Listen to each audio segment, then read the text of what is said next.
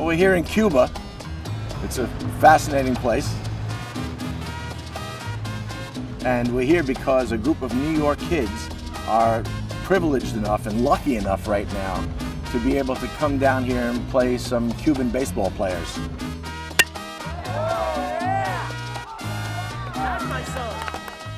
The boys are mostly from the Bronx, of Dominican backgrounds, except for two boys, and one of them is my son, who's going to be playing with them. Derek, don't even pay mind to him, you know, so you've been having it. I don't know what's going on with you. They wanted Derek to come because they said that, quite frankly, they think that he's going to do really well here because most of them probably have never seen a knuckleballer. I started to feel comfortable around like the end of the first inning, beginning of the second inning, because at first the umpire really needed a second to adjust to the knuckleball.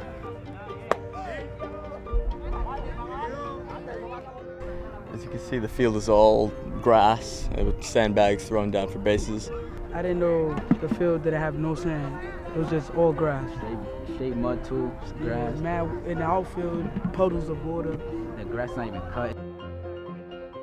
Players like Jose Fernandez, like Chapman, they come out of a struggle, you could say, because as you can see from the field. Ahí lo tiene, Oh yeah! Oh yeah! Let's go, eso es, está bien. Keep it there, Darren, let's go. Attaboy, guy, let's go, let's do this. Argenis is the manager. He's stressed out because we can't play a second game because somebody, I think from the government said we can't play, we don't have a permission. Yeah. But I told him, in Cuba, everything is outside of your control, so just accept whatever it is.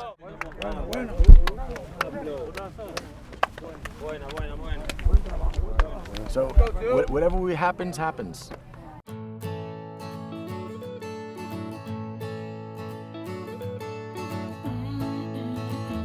All right, so this morning we got on the bus around 9.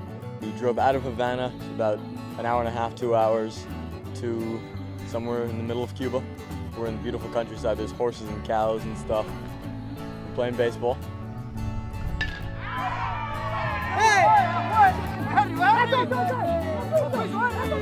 And it's a beautiful field. It's awesome. It's perfect. What struck me about Derek's performance is that, you know, one day good, one day not so great.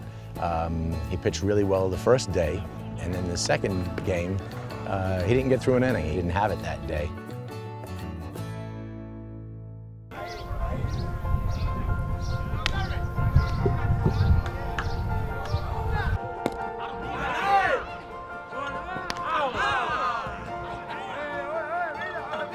These kids are not of astonishing wealth either. They're all in the Bronx, and it's a great team. They have great spirit, and they really embrace the Cuban players very much so. I think they felt lucky in a sense because, living in America, they have freedoms.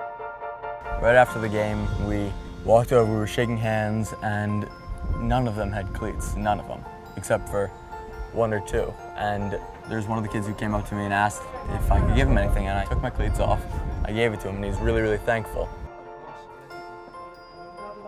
The kids from the Bronx, really are great kids, actually, and the coach. What you doing, bro? Good job, let's go. Is wonderful to Derek and includes him all the time.